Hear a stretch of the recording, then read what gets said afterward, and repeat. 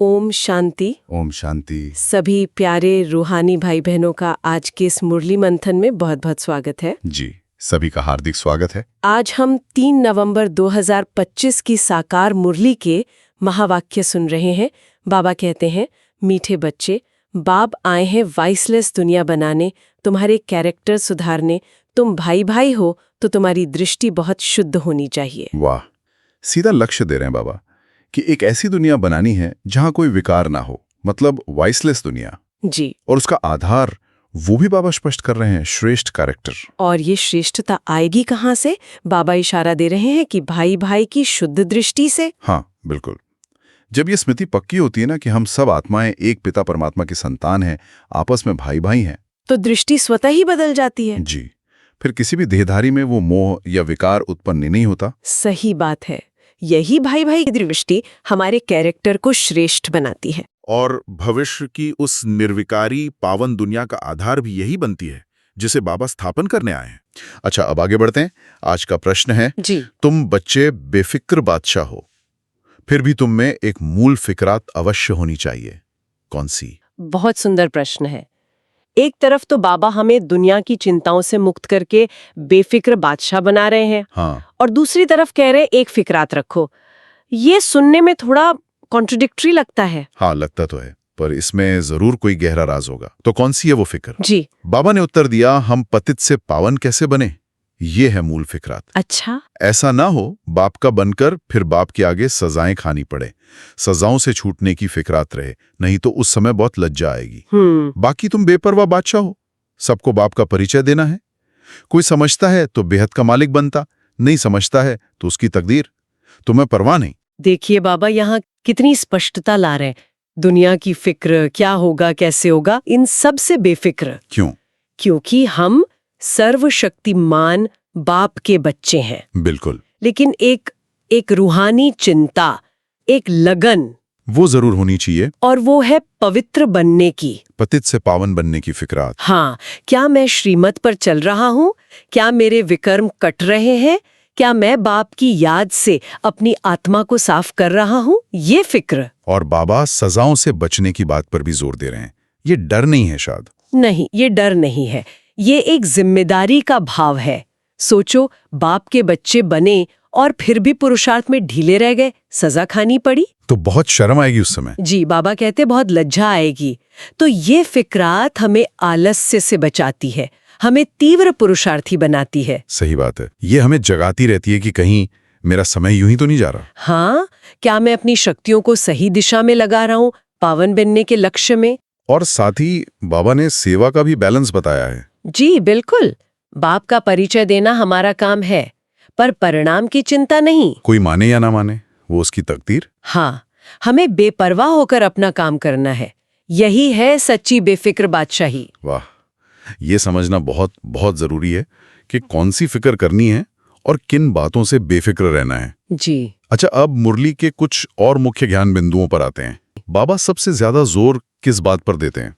सेवा के बारे में। बाबा कहते हैं सेवा का सार, मतलब एसेंस, वो है एक बाप का सही परिचय। अच्छा। जब कोई नई आत्मा आती है ना, तो सबसे पहले उसे निराकार शिव बाबा, जो हम सबके पिता हैं, उनका यथार्थ परिचय देना है, निश्चय कराना है। ये क्लियर करना जरूरी है कि गीता का भगवान कृष्ण नहीं, शिव बाबा हैं। हाँ, ये बहुत जरूरी है, क्योंकि जब तक ये बुनियाद पक्की नहीं होती, आगे का ज्ञान समझना मुश्किल होता है। कई बार हम दूसरी बातें बताने लगते हैं। जी। लेकिन बाबा की पहली श्रीमत है बाप का परिचय। ऐसा क्यों है? इसका क्या महत्व है? देखिए, जब तक बुद्धि का कनेक्शन एक बाप से नहीं जुड़ता, आत्मा को वो शक्ति, वो प्यार, वो अधिकार नहीं मिलता। अच्छा। जब ये निश्चय हो जाता है कि मेरा पिता तो स्वयं भगवान है, तो फिर बाकी सब ज्ञान की बातें, जैसे सृष्टि चक्र, कर्मातीत अवस्था, हाँ। वो सब सहज धारण होने लगती हैं। तो व्यर्थ के तर्क में नहीं पड़ना है। बिल्कुल नहीं, सीधे बाप का परिचय, यही मुख्य सेवा है। और ये सेवा असरदार कैसे हो, इसके लिए बाबा क्या कहते हैं? बाबा समझाते हैं, सेवा से पहले स्वस्थिति, मतलब पहले अंतर्मुखी बनो, खुद को आत्मा निश्चय करो। जी, जितना हम आत्म अभिमानी स्थिति में टिकेंगे ना, उतना हमारे बोल में, हमारे वाइब्रेशन में ताकत होगी। अच्छा। बाहर की बातों में, दूसरों के तर्क वितर्क में ज्यादा ज्यादा जाने के बजाय अपनी अंदर की स्थिति को मजबूत करना है। उसके लिए क्या करें? दिन में समय निकालें, आत्मचिंतन करें, मनन करें, यही अंतर्मुखता का अभ्यास है।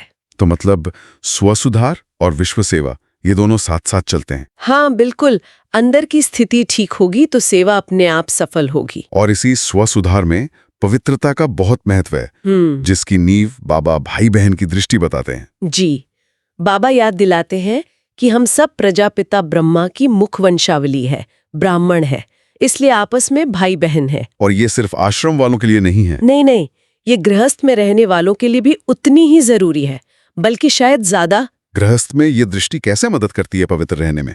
जब पति पत्नी भी एक दूसरे को आत्मा भाई बहन समझकर देखते हैं, व्यवहार करते हैं, तो देह अभिमान विकार वो सब अपने आप खत्म होने लगते हैं। ये कोई मुश्किल नियम नहीं है। नहीं, ये एक ऊंची समझ है।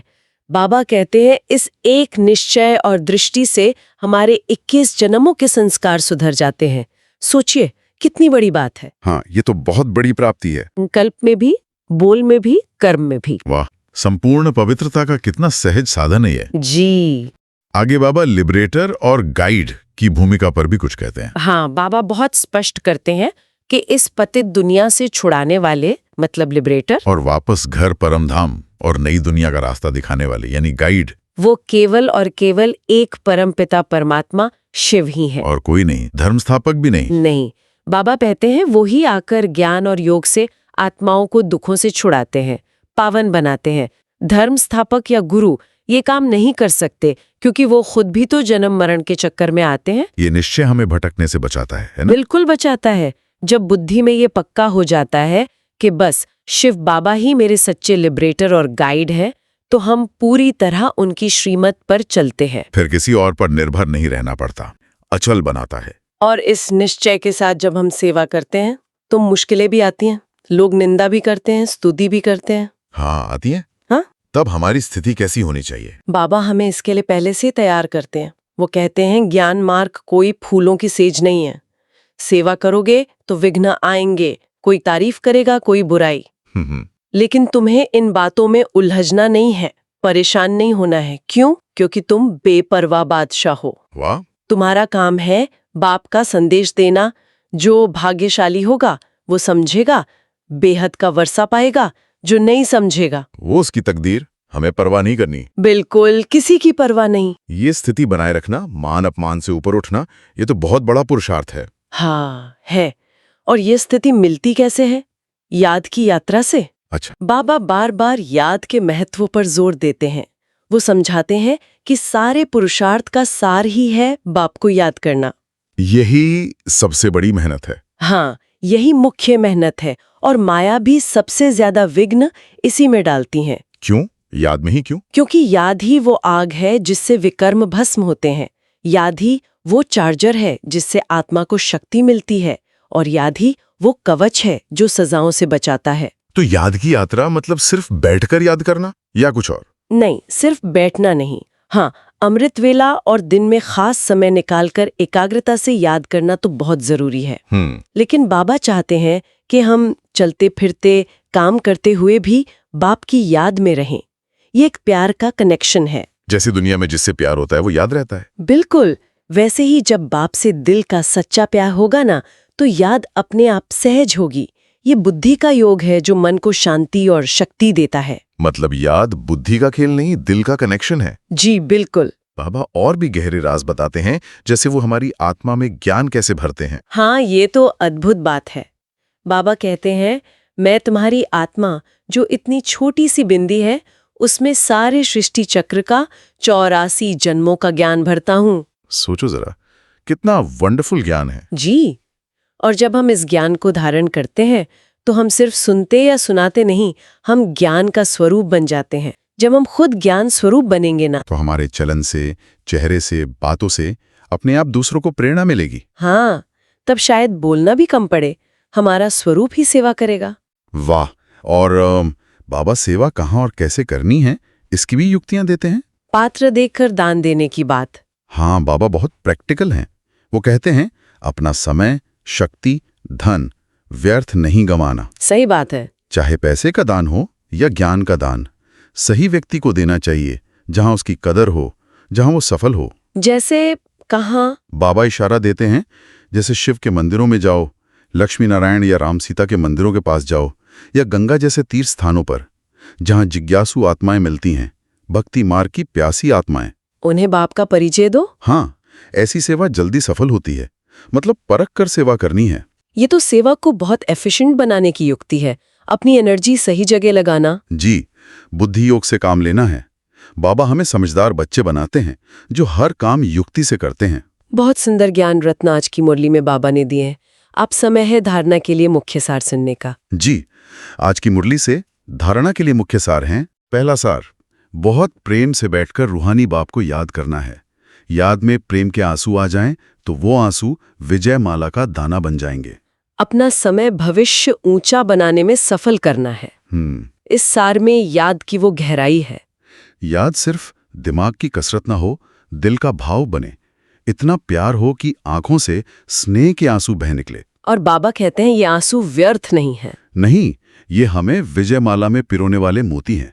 हमें अपना हर पल इसी ऊंचे लक्ष्य में सफल करना है, अपना भविष्य ऊंचा बनाने में। कितना मीठा है ये लक्ष्य और उसका साधन भी। दूसरा सार क्या है? दूसरा सार, अंतर्मुखी हो, सबको बाप का परिचय देना है। ज्यादा तिक नहीं करनी है।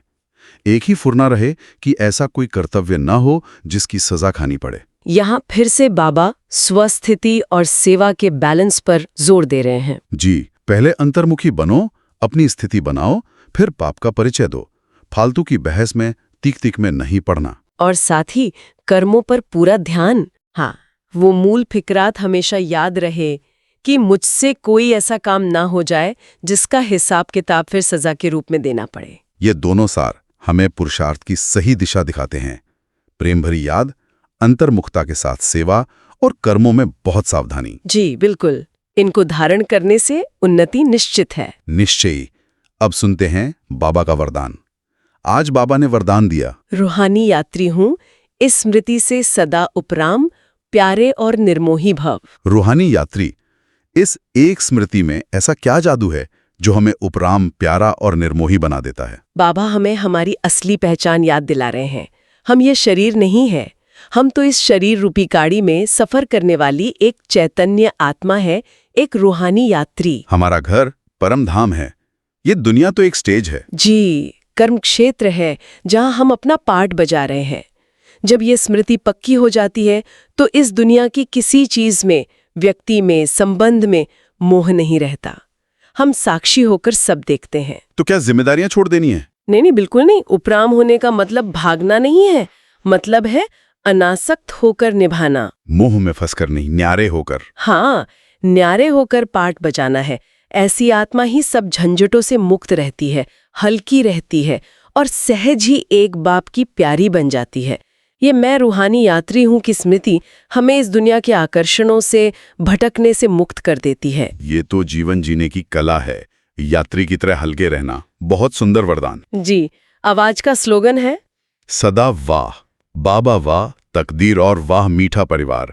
यही गीत गाते रहो। ये स्लोगन तो जैसे खुशियों की चाबी है। हाँ, जब दिल से ये 3 वाह निकलें, पहला, वाह बाबा, हमें कितना श्रेष्ठ बाप मिला। वाह। दूसरा, वाह तकदीर, बाबा ने हमारी कैसी हीरे जैसी तकदीर बना दी। वाह। और तीसरा, वाह मीठा ईश्वरीय परिवार, ये संगम युग का ब्राह्मण परिवार कितना प्यारा है। जब ये गीत अंदर बजता रहता है ना, तो मन हमेशा खुश और भरपूर रहता है। जी, संतुष्ट और खुशी में नाचता रहता है। फिर माया पास किससे आएगी? सही बात है। ये गीत गाते रहें तो पुरुषार्थ भी आसान और मजेदार हो जाता है। बिल्कुल। अब देखते हैं आज का अव्यक्त इशारा क्या है, मार्गदर्शन दे रहा है। आज का व्यक्त इशारा है, अशरीरी व विदेही स्थिति का अभ्यास पढ़ाओ। बाबा यहाँ हमारे अंतिम लक्ष्य की तरफ इशारा कर रहे हैं। जैसे बाप को जानना जरूरी है, वैसे ही खुद को जानना, मतलब आत्मा रूप में अनुभव करना, मानना, ये बहुत जरूरी है। जानना मतलब मानना और स्वरूप बनना। हाँ, तो इस अशरीरी या विदेही स्थिति का अभ्यास कैसे बढ़ाएं? इसका आधार है आत्मनिश्चय।